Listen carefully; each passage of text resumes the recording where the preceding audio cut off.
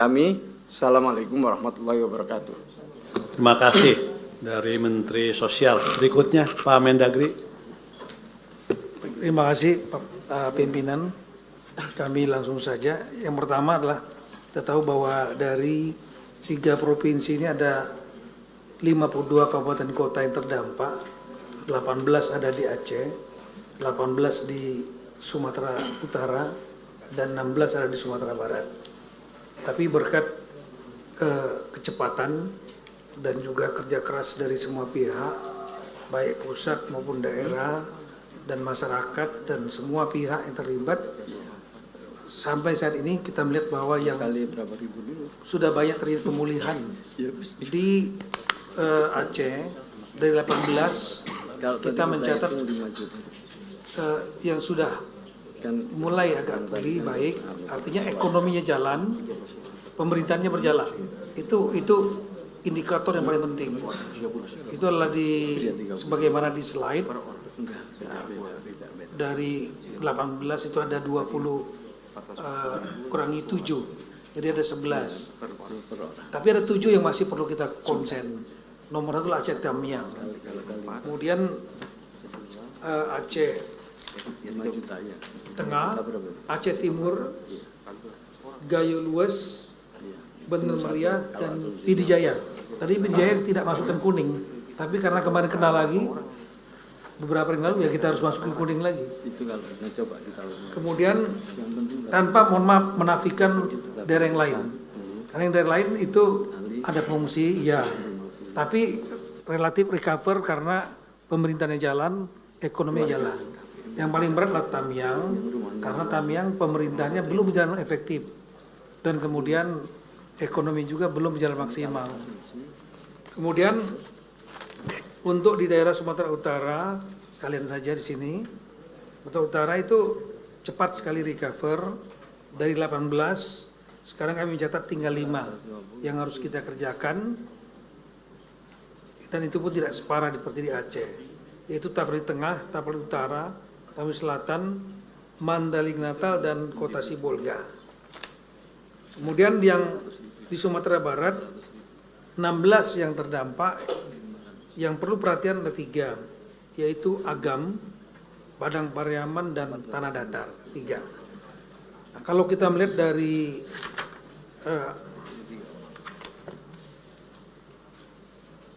sudah pernah direkap waktu rapat dengan BNPB, boleh masukkan saja bahwa kalau untuk pemulihan nanti sampai dengan selesai diperlukan anggaran lebih kurang 59,25 triliun, masing-masing 33,75 triliun untuk Aceh, 13,5 triliun untuk Sumatera Barat, dan 12 triliun untuk Sumatera Utara. Sumatera Utara lebih dikit lah, 12 triliun, dengan meliputi berbagai macam komponen, termasuk masalah kantor desa, kemudian sekolah, kemudian fasilitas kesehatan, jembatan, dan lain-lain. Yang itu mungkin dikeroyok oleh seluruh KL. Kemudian kami laporkan juga bahwa khusus untuk masalah jembatan dan lain-lain tadi sudah disampaikan, sudah banyak sekali kemajuan, tinggal beberapa daerah-daerah nasionalnya sudah, tapi yang menuju kabupaten ke daerah-daerah terpencil, ke desa-desa, itu sekarang menjadi perhatian kita.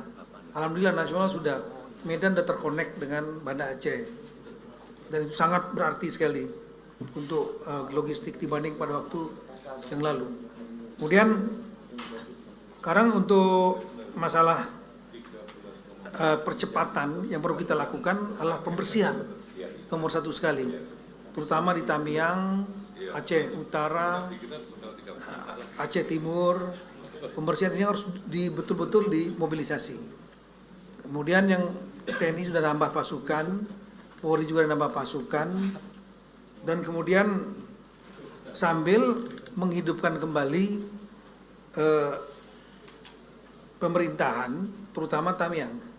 Tamiang ada Pak Bupati, tapi saya tahu Pak Bupati juga memerintah Kadis juga, semua terdampak, anak buahnya juga terdampak, kesulitan.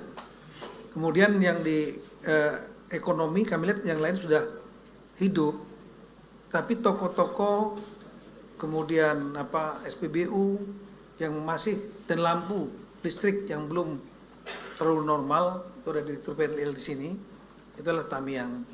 Jadi Tamiang ini memang harus betul-betul diserang, dikeroyok rame-rame supaya secepat mungkin bangkit. Apalagi Bapak Presiden akan hadir tanggal 1 ke sana. Nah, kemudian untuk masalah skema yang sudah disepakati dalam beberapa kali rapat, untuk kerusakan rumah itu dibagi dua, misalnya dibagi 3, berat, sedang, ringan. Nah, untuk ringan dan sedang ini, ringan ini indeksnya adalah 15 juta. Kemudian yang untuk sedang 30 juta, dan untuk yang rumah berat indeksnya itulah 60 juta. Berat ini termasuk yang hilang. Kemudian kita sudah melakukan pendataan, meskipun saya tahu bahwa Aceh juga mengajukan untuk indeksnya disamakan atau paling nggak mendekati indeks yang ada di dalam kanun Aceh yang lebih tinggi. Kemudian yang sekarang adalah persoalannya adalah pendataan. Pendataan ada yang melakukan dari BNPB, dari Pemda, kemudian juga dari BPS yang kita minta. Kunci ini paling penting sekali, karena kalau kita bisa mendapatkan data yang sudah direkonsiliasi, ini yang perlu mungkin siapa yang melakukan ini. Saran kami yang melakukan ini adalah BNPB, karena BNPB yang akan bayarkan. BNPB menjadi leading untuk data ini, mengambil data dari Pemda sudah ada, kemudian data dari BPS. Setelah itu divalidasi cepat oleh Polri, kejaksaan dan BPKP perwakilan. Kami dalam melakukan rapat hampir 3 kali dengan Zoom. Mereka siap semua untuk mendukung. Nah, kalau ini cepat, dapat data by name by address, tidak harus sampai lengkap, karena biarkan bergelombang. Karena ada yang masih di daerah-daerah yang nggak tersentuh, nanti akan nambah lagi. Secepatnya saja dapat diverifikasi. Nah, yang untuk ringan dan sedang ini segera diberikan uang, dibayarkan oleh BNPB supaya mereka bisa kembali ke rumah masing-masing, dan itu akan mengurangi jumlah pengungsi. Contohnya saja misalnya pada saat awal tanggal 2 Desember pengungsi itu mencapai 2 juta lebih, tapi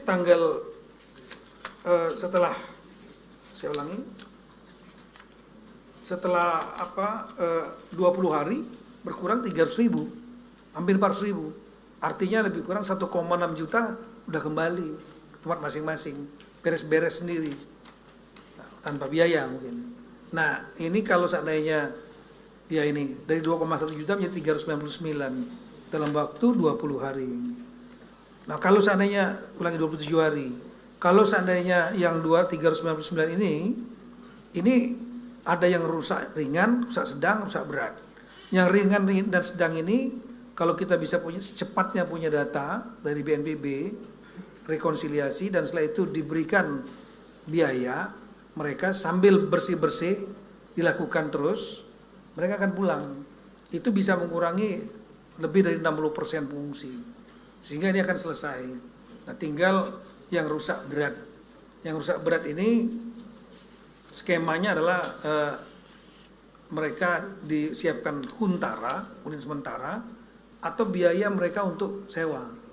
Misalnya tinggal di rumah keluarga, tidak harus di Huntara. Di rumah keluarga dia harus beli nyaman mungkin. Itu anggaran dari Kementerian Sosial. Dan kemudian termasuk tadi yang ringan dan sedang tadi, itu juga kalau seandainya mereka ada kerusakan misalnya jadi uangnya dari BNPB 15 juta 30 jutanya, tapi dibantu mereka untuk makan uang lauk pauk istilahnya 15.000 per orang per hari. Kemudian untuk kalau kerusakan tidak punya mebeler, tempat tidur, itu dibantu 3 juta. Dan kemudian untuk bantu pemberdayaan ekonomi mereka yang terdampak, rumahnya memang sedang tapi sawahnya rusak. Nah, itu dibantu 5 juta. sambil nunggu program dari Kementerian Pertanian.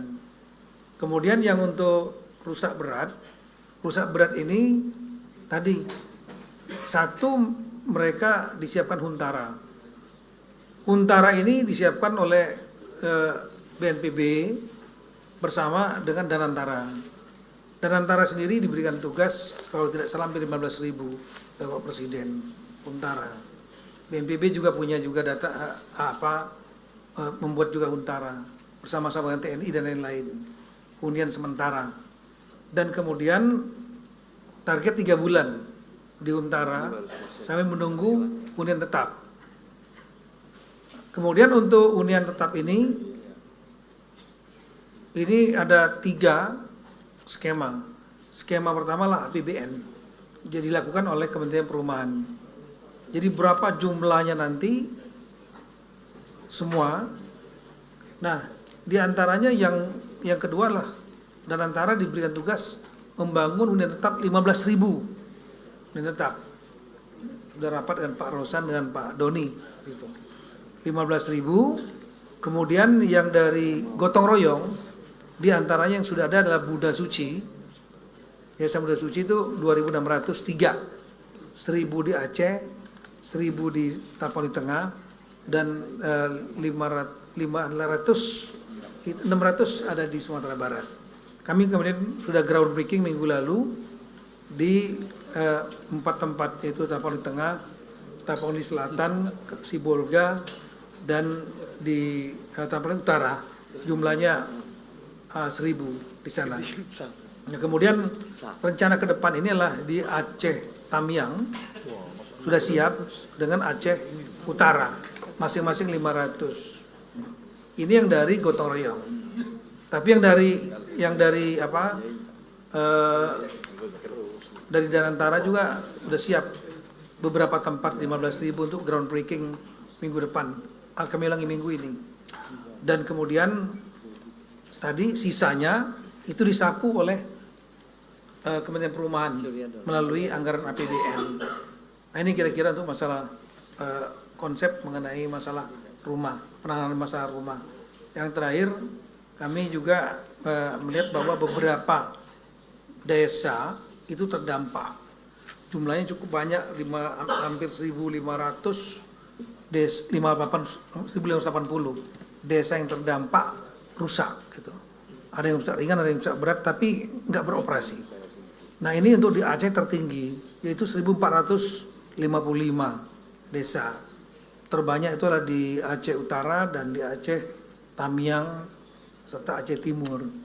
Kemudian di Sumut itu jauh lebih sedikit, 93 desa yang terdampak, dan yang di Sumbar lebih sedikit lagi 32. Nah, ini mungkin kami sarankan untuk desa ini kalau bisa dibangunkan dari APBN dari pusat, karena kalau dibangunkan dari kabupaten sudah nggak kuat duluan, juga dari provinsi juga nggak kuat nih Pak. Kalau untuk Aceh, kalau Sumatera Barat 32 mungkin masih bisa di backup oleh provinsi.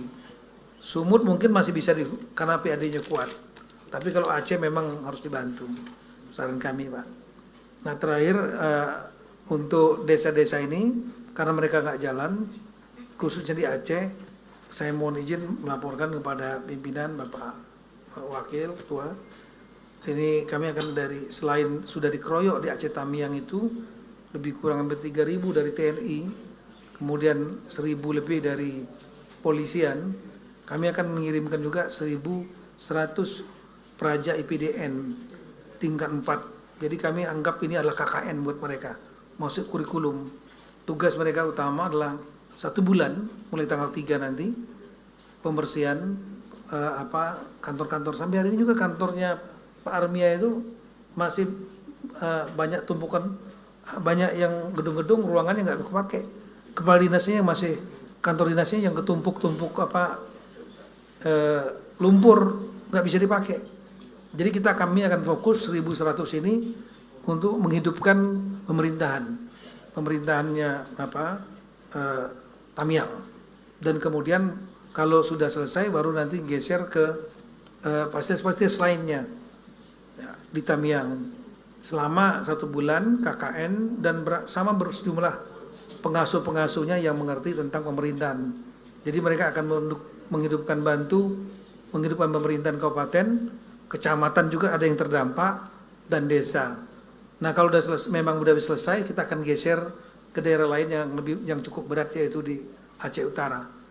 Untuk itu kami mohon dengan segala hormat dukungan dari pimpinan dan Bapak Menteri Keuangan.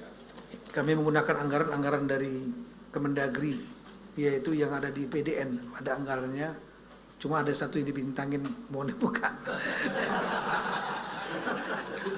Enggak banyak, hanya 20 miliar. Tapi 1 bulan sangat berarti. Terima kasih. Terima kasih Pak Mendagri. Sebelum ke yang lain, kami persilakan dulu Menteri Keuangan, Pak Purbaya. Ini waktunya boleh agak lama, Pak. Iya. Saya hanya terima kasih Pak Ketua.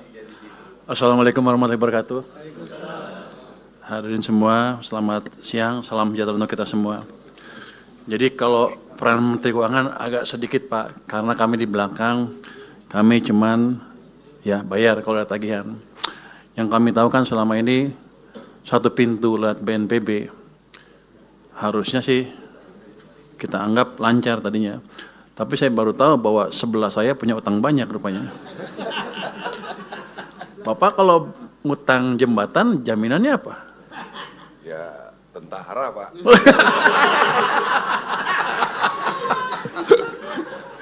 Oke. Tadi juga yang apa IPDN yang dibintangin itu bisa besok bisa cairan, bisa Anda ambil. Itu mau kapan di deploy-nya? 26 tahun tanggal 3 26 dibintangin. Ya udah Pak, bintangnya sudah dicoret barusan sama saya. Kecil tuh. Saya mungkin ceritain sedikit apa yang sudah kami lakukan selama ini dengan petunjuk Presiden ya. Kami sudah melakukan percepatan penyaluran dana darurat, ini perintah Presiden. Total dananya 268 miliar, yang 3 provinsi, 52 kabupaten kota yang terdampak, yang ini program Pak Presiden 4 miliar per kabupaten kota dan 20 miliar per provinsi. Itu sudah dicairkan semua Pak? Harusnya sih sudah dicairkan waktu itu. Yang kedua untuk dana tanggap darurat atau dana tanggap darurat ya. Kami sudah ada dana siap pakai dan cadangan bencana yang dikoordinasikan oleh BNPB. Jadi kita selamanya tahunya satu pintu karena kami pusing kalau ada banyak pintu Pak. Jadi BNPB minta kami cairkan. Jadi, ya, nagih juga ke gua. BNPB ya? Enggak. Gua bayar gak? Makanya gak dibayar. Pusing-pusing uangnya dalam. Oh. Nggak minta tambahan. Terjalan terus ya. Jadi dana siap pakai itu dialokasikan untuk 3 provinsi terdampak, cukup banyak. Sudah berapa ratus miliar yang asli yang di anggaran asli BNPB-nya. Tapi mereka sudah minta tambahan ke kami 1,4 triliun rupiah. Ini masuk tanggal 18 Desember tahun ini. Ini untuk bencana Sumatera sebesar 650 miliar. Sebenarnya saya mengantisipasi lebih besar dari itu permintaan dari mereka. Tapi karena seperti itu permintaannya ya kita alokasikan sesuai dengan permintaan. Sekarang masih ada tersisa siap pakai 1,51 triliun Pak. Jadi kalau besok atau hari ini BNPB bisa mengajukan ke kami untuk pembayaran utang jembatan, besok bisa cair Pak. Saya nggak ngerti kan, saya nggak boleh ngerti ya. Nggak, jadi uangnya ada, tinggal dipercepat. Jangan kalau bisa besok, hari ini Pak, biar besok bisa cairkan.